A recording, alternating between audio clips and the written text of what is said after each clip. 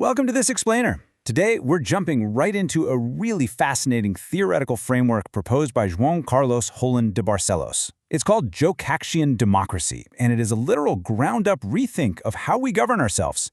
If you've ever felt completely boxed in by today's political landscape, well, you're definitely going to want to hear this out. So let's just get right into it. Imagine this. What if political parties simply didn't exist? Just completely gone. Think about a political system where you aren't forced to just kind of hold your nose and align with these rigid, prepackaged party ideologies just to participate in democracy. In our current systems, we so often feel like we have to compromise our actual viewpoints just to fit neatly into box A or box B. But what if we just blew up the boxes entirely? You know, the author really hits the nail on the head regarding a huge friction point in modern politics.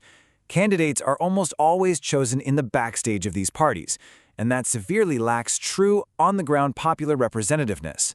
To run for a high office today, a candidate mostly just needs to affiliate with a party, get picked by the insiders, and then let the marketing team handle the rest. And that leaves us, the voters, feeling exactly as the author puts it, obliged to choose from a super restricted menu of people we didn't really select in the first place. So let's look at the status quo versus this proposed alternative. Under indirect party selection, party insiders are the ones picking candidates, completely isolated from the average voter's input. But in a Jocaxian democracy, every single elector starts off as a candidate with perfectly equal rights. There are absolutely zero official parties acting as gatekeepers. Nobody is holding the keys to the electoral dispute except the people. Which brings us to the first core concept. Everyone is a candidate.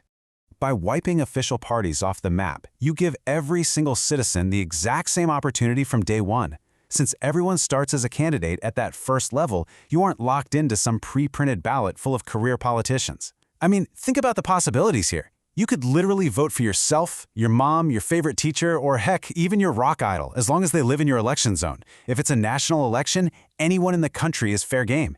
It's a massive, radical expansion of who actually gets to participate in government. Okay, but to understand how this wild concept doesn't just devolve into chaos, we need to understand the absolute linchpin of this algorithm. It's called representativeness. Simply put, it's the total quantity of direct and indirect votes that a voter or candidate receives. The best way to think about representativeness is not as some vague, abstract political idea, but as a literal compounding score. It's almost like a currency you carry into the election. At the very start of the process, every single person gets exactly 1 unit of representativeness. One person, 1 unit. It is a perfectly 100% level playing field. All right, moving on to the mechanics. Transferring your voting power. Let's break down the math of how you actually spend this political currency. When you vote, you're not just making a little tally mark. You are physically transferring your accumulated voting power to someone else. Let's say Elector A has a certain number of votes, we'll call it A, and decides to back Elector B, who currently holds B votes. Elector A hands over their entire stack. So Elector B's new representativeness score becomes A plus B. The total representativeness of the population is perfectly preserved. It's just shifting and compounding. But here's the catch, and it's a big one: 0. The moment you transfer your vote to someone else, your own personal representativeness drops straight to 0. You gave your power away, which means you are officially out of the electoral dispute. You are no longer a candidate for that cycle.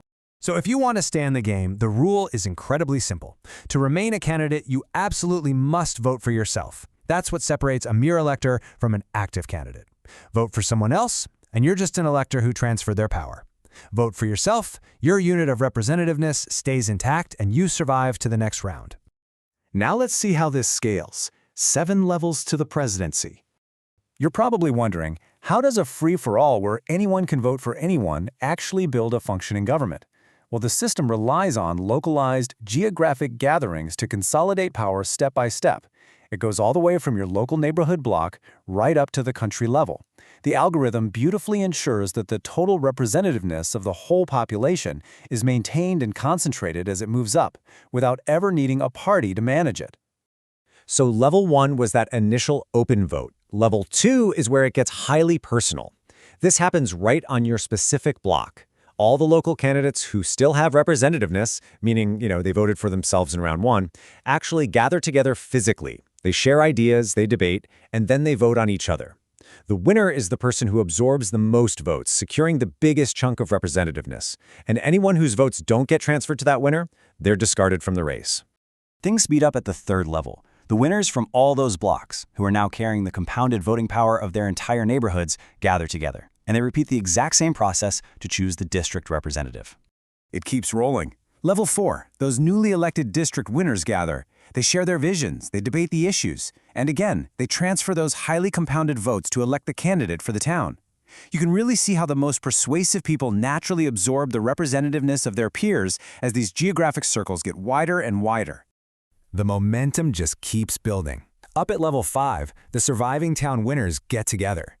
Relying on that exact same algorithm of debate and vote transferring, they choose the city's mayor and they also choose a vice mayor. Now, level 6 is where we see a really elegant succession mechanism. The state's mayors gather to elect a governor and a vice governor. But wait, if a mayor becomes the governor, who runs their city, right? Under this model, the vice mayor simply steps right up to fill that newly empty mayoral seat. It's just a completely seamless transition of power. And finally, the top tier of the algorithm, level 7. The country's governors gather to elect the president. And exactly like the previous round, those vice governors seamlessly ascend to take over the newly vacated governorships. Just like that, a president is chosen, carrying the direct, compounded representativeness of millions of people, and literally not a single political party had to be involved. Which leads us to the big picture: a democracy without parties. This is the ultimate takeaway here. A fully functioning, highly scalable democracy without any parties at all. Look, both our current system and this theoretical model eventually use indirect elections for those top offices. But the journey there is massively different. Our current setup relies on indirect party elections. Nominees are chosen backstage with almost zero popular participation. Jocaxian Democracy, on the other hand, relies on indirect popular elections. Because that voting power compounds organically upwards right from the local block, you have genuine, true popular participation happening at every single tier of government. The author's core argument is that this mathematical approach totally removes the perverse limitations of only having 2 or 3 official party options. Because you aren't forced to shove yourself into a predefined ideological box just to get on the ballot, this system basically creates an environment that can support as many potential ideologies as there are citizens in the entire country.